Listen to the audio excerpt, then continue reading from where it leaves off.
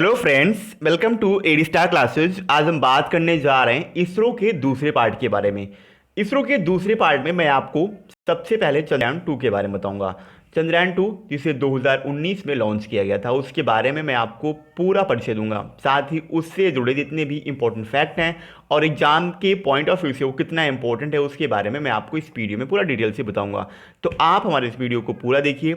अगर आपको वीडियो पसंद आए तो वीडियो को लाइक कीजिए, साथ ही हमारे चैनल एडी स्टार क्लास को सब्सक्राइब भी कीजिए। और आपके पास जितने भी एजुकेशनल ग्रुप हैं, आप उस ग्रुप में हमारे वीडियो को शेयर भी कर सकते हैं, जिससे मैक्सिमम टू मैक्सिमम स्टूडेंट को हमारे वीडियो के माध्यम से फ़ायदा मिल सके। चलिए, इसरो के बारे में मैंने आपको कल बताया था, इंडियन स्पेस रिसर्च ऑर्गेनाइजेशन। इसके पार्ट 1 के बारे में मैंने आपको इसके पार्ट 1 में मैंने इसरो के बारे में पूरा डिटेल से, इसरो का हेडक्वार्टर कहाँ पे है, इसरो के वर्तमान समय के अध्यक्ष कौन है, इसरो की स्थापना कब हुई थी, इन सब के बारे में मैंने उस वीडियो में आपको डिटेल से बताया। तो अगर आपने अभी तक इसरो का पार्ट 1 नहीं देखा है तो आप सबसे पहले प्लेलिस्ट में जाइए, वहाँ पे इसरो का पार्ट 1 अवेलेबल है। ये इसरो का पार्ट 2 है। आपको पार्ट 2 देखने से इस वीडियो को देखने से पहले सबसे पहले आपको पार्ट 1 देखना चाहिए, क्योंकि एग्जाम के पॉइंट ऑफ व्यू से पार्ट 1 पार्ट 2 के कंपेयर में काफ़ी ज़्यादा इंपॉर्टेंट है। चलिए शुरू करते हैं सेशन की तरफ। सबसे पहले चंद्रयान 2 के बारे में बात करेंगे, इससे जुड़े कुछ फैक्ट। और सबसे पहले इस अभियान को यानी चंद्रयान 2 को श्रीहरिकोटा द्वीप के सतीश धवन अंतरिक्ष केंद्र में भू स्थिर उपग्रह प्रक्षेपण यान संस्करण, आपको GSLV याद रखना है, GSLV MK3। GSLV के बारे में अभी मैं आपको नीचे डिटेल से बताऊंगा। GSLV, PSLV, ASLV, SLV, इन सब के बारे में मैं आपको नीचे अभी पूरा डिटेल से बताऊंगा। तो सबसे पहले आप GSLV MK3 याद रखिए। GSLV MK3 इस यान के द्वारा इसे भेजा गया था। ठीक है, आगे बढ़ते हैं। उड़ान के समय चंद्रयान 2 का वजन 3850 किलो का था। कितना? 3850 किलो का। जब इसने उड़ान भरी थी तो इसका वजन 3850 किलो का था। दिसंबर 2015 को इस अभियान के लिए 603 करोड़ रुपए की लागत आवंटित की गई थी। आपको इसकी लागत के बारे में याद रखना है। आगे बढ़ते हैं। इसरो द्वारा चंद्रयान 2 को भारतीय समयानुसार 15 जुलाई 2019 की सुबह 2:51 पर प्रक्षेपण करने की योजना थी, जिसको कुछ तकनीकी खराबी की वजह से, यानी इस दिन 15 जुलाई 2019 को इसका उड़ान या इसे लॉन्च नहीं किया सका, क्योंकि उस दिन कुछ यहाँ पे लिखा है ना तकनीकी खराबी, यानी कुछ इसमें टेक्निकल इशू आ गया था। तो टेक्निकल फॉल्ट की वजह से इस दिन 15 जुलाई 2019 को उड़ान नहीं भरी जा चुकी थी। आगे बढ़ते हैं। बाद में 22 जुलाई 2019 को 2:43 अपराह्न, यानी 2:43, ये बात कर रहा है PM की। ठीक है, अपराह्न PM। ठीक है, 2:43 PM पर इसे 22 जुलाई 2019 को लॉन्च किया गया। आगे बढ़ते हैं। जिसके फलस्वरूप इस यान को निर्धारित समय पर सफलतापूर्वक प्रक्षेपित किया गया। कहाँ किया गया? चंद्रयान 2, यानी ये चंद्रमा के लिए भारत का भेजा गया दूसरा मिशन था। 7 सितंबर 2019 को रात्रि 2 बजे चंद्रमा की धरातल से 2.1 km ऊपर विक्रम लैंडर का इसरो से संपर्क टूट गया। दोबारा से लैंडर से संपर्क किया जा रहा है। भारतीय अंतरिक्ष अनुसंधान केंद्र यानी इसरो के अध्ययन से उसके वर्तमान समय के अध्यक्ष डॉक्टर के सिवान ने कहा है कि विक्रम लैंडर, आपको याद रखना है, इतना थोड़ा इंपॉर्टेंट है, आपको दिख नहीं रहा होगा, थोड़ा मैं नीचे कर लेता हूँ, अब आपको दिखेगा। विक्रम लैंडर चंद्रमा की सतह से 2.1 किलोमीटर की ऊंचाई तक सामान्य तरीके से नीचे उतरा। बाद में लैंडर का धरती से संपर्क टूट गया। इसके आंकड़ों का विश्लेषण अभी किया जा रहा है। सितंबर को इसरो के चेयरमैन डॉक्टर के सिवान ने घोषणा की कि लैंडर को चंद्रमा की सतह पर ऑर्बिटल के थर्मल छवि यानी उसकी थर्मल पिक्चर की मदद से देखा गया है। ठीक है, थर्मल छवि यानी थर्मल पिक्चर की हेल्प से देखा गया है। और कहा कि ऑर्बिटर एवं अन्य एजेंसी कोशिश कर रही हैं कि लैंडर के साथ सॉफ्ट संचार स्थापित किया जा सके। आगे बढ़ते हैं। 8 सितंबर 2019 को इसरो द्वारा सूचना दी गई। कब? 8 सितंबर 2019 को इसरो द्वारा एक इन्फॉर्मेशन जारी किया गया। उसमें ये कहा गया कि ऑर्बिटर द्वारा लिए गए उष्मा चित्र से विक्रम लैंडर का पता चल गया है, परंतु अभी चंद्रयान 2 से संपर्क नहीं हो पाया है।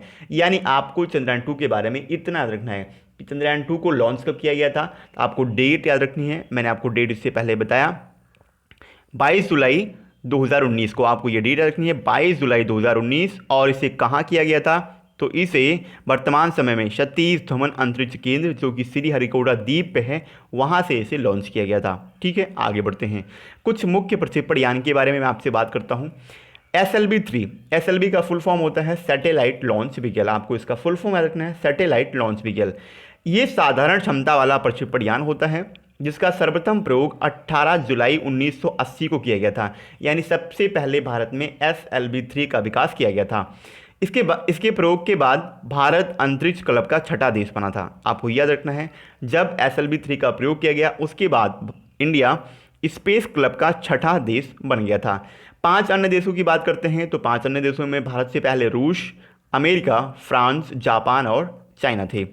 इसकी क्षमता यानी इसकी कैपेसिटी, तो SLV-3 की कैपेसिटी थी 40 किलोग्राम भार वर्ग तक के उपग्रह को ले जाने में सक्षम था ये, यानी 40 केजी के सैटेलाइट को ये ले जाने में सक्षम था। आगे बढ़ते हैं। अभी बात हमने की SLV के बारे में, अब बात करेंगे ASLV। ASLV का फुल फॉर्म होता है ऑगमेंटेड सैटेलाइट लॉन्च व्हीकल। ये SLV-3 का संवर्धित रूप है, यानी उसको संशोधन करके उसी का संवर्धित रूप है ASLV। इसकी क्षमता 100 से लेकर 150 यानी 150 किलो भार वर्ग तक के उपग्रह को यानी सैटेलाइट को पृथ्वी की निचली कक्षा में स्थापित करने के उद्देश्य से इसे विकसित किया गया था। आगे बढ़ते हैं, बात करते हैं PSLV की। मैं आपको वही चीज़ बताऊंगा जो एग्जाम के पॉइंट ऑफ व्यू से इंपॉर्टेंट है। PSLV ये आपके एग्जाम के पॉइंट ऑफ व्यू से इंपॉर्टेंट है। इसका फुल फॉर्म होता है पोलर सैटेलाइट लॉन्च व्हीकल। इसका विकास 1200 किलो यानी 1200 किग्रा भार वर्ग तक के दूर संवेदी उपग्रह को 900 किलोमीटर ऊंचाई तक की ध्रुवीय सूर्य समकालिक कक्षा में स्थापित करने के उद्देश्य से किया गया था। आपको जितने भी मैं जो यान हैं जैसे SLV हो गया, GSLV हो गया, PSLV हो गया, उनके उद्देश्य के बारे में आपको याद रखना है, यानी उनकी कैपेसिटी क्या थी और उनका उद्देश्य क्या था। आगे बढ़ते हैं। ये 4 चरण वाला ध्रुवीय उपग्रह प्रक्षेपण यान था। कितने चरण वाला था? PSLV 4 चरण वाला ध्रुवीय उपग्रह प्रक्षेपण यान था। इसमें HTTP मतलब हाइड्रोक्सिन टर्मिनेटेड पॉलीब्यूटाइन का ईंधन के रूप में तथा अमोनिया परक्लोरेट का ऑक्सीकारक के रूप में प्रयोग किया जाता है। इससे कुल 3 उड़ान कराई गई थी, जिसमें प्रथम उड़ान असफल रही थी जबकि द्वितीय और तृतीय उड़ान सफल सिद्ध हुई थी। आगे बात करते हैं और सबसे मोस्ट इम्पॉर्टेंट, और ये मॉडिफाइड है PSLV का GSLV के बारे में बात करते हैं। इस पर ट्रिपल स्टार लगाइए, ये काफ़ी इंपॉर्टेंट है। ठीक है, GSLV इसका फुल फॉर्म है जियो स्टेशनरी और जियो सिंथ्रोनस सैटेलाइट लॉन्च व्हीकल। ये एक शक्तिशाली 3 चरण वाला भू स्थिर उपग्रह प्रक्षेपण यान है। इसमें प्रथम चरण में ठोस प्रणोदक, द्वितीय चरण में द्रव प्रणोदक और तृतीय चरण में कायोजेनिक इंजन इसे आपको याद रखना है। तृतीय चरण में यानी इसके थर्ड फेज में कायोजेनिक इंजन का उपयोग किया जाता है। GSLV की पहली विकासात्मक परीक्षण उड़ान 28 मार्च 2001 को की गई, जो असफल रही थी, लेकिन ये थी GSLV D1। इसका नाम था GSLV D1। ये असफल रही थी और इसकी उड़ान 28 मार्च 2001 को की गई थी। जबकि GSLV D2 को श्रीहरिकोटा स्थित सतीश धवन अंतरिक्ष केंद्र से 8 मई 2003 को सफलतापूर्वक प्रक्षेपित किया गया था। आपको ये डेट रखनी है, GSLV D2 को 8 मई 2003 को सफलतापूर्वक प्रक्षेपित किया गया। इस सफलता के बाद भारत उन 5 देशों कौन कौन हैं? अमेरिका, रूस, यूरोपीय संघ, जापान और चाइना के बाद भारत उन 5 देशों के बाद इन 5 देशों का एक ग्रुप है जिसे कहते हैं एलीट ग्रुप। आपको याद रखना है एलीट ग्रुप। ये अमेरिका, रूस, यूरोपीय संघ, जापान और चीन, इन 5 देशों का ग्रुप है एलीट ग्रुप। इसमें भारत शामिल हो गया था, यानी GSLV के सफल प्रयोग के बाद भारत एलीट ग्रुप में शामिल हो गया। भूस्थैतिक प्रक्षेपण में अपनी योग्यता सिद्ध कर चुके हैं ये 5 देश, अमेरिका, रूस, यूरोपीय संघ, जापान और चीन। बात करते हैं TES। क्या नाम है इसका? TES। ये एक सैटेलाइट थी TES, इसके बारे में आपको याद रखना है। इसका उपयोग क्यों किया गया था और इसे इसको लॉन्च करने का क्या उद्देश्य था? तो इसका पर्पस ये था, सबसे पहले ये भारत का पहला सैनिक उपग्रह था जो देश के समुद्री इलाकों और विशेषकर चीन एवं पाकिस्तान से लगी अंतर्राष्ट्रीय सीमा और नियंत्रण रेखा पर किसी घुसपैठ पर प्रभावी नज़र रखने का ये कार्य करता है। इसे PSLV-C3, आपको सेटेलाइट जो लॉन्च जो यान होते हैं उनके बारे में याद रखना है। C3, PSLV का फुल फॉर्म क्या माना था आपको? PSLV का फुल फॉर्म होता है पोलर सैटेलाइट लॉन्च व्हीकल। तो PSLV-C3 द्वारा इसे प्रक्षेपित किया गया था।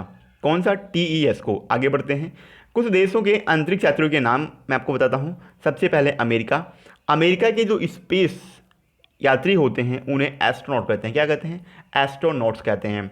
रूस से कॉस्मोनाइट कहते हैं, यानी रूस के अंतरिक्ष यात्रियों को कॉस्मोनाइट्स के नाम से जाना जाता है, जबकि चाइना के अंतरिक्ष यात्रियों को टाइकोनाइट्स के नाम से जाना जाता है।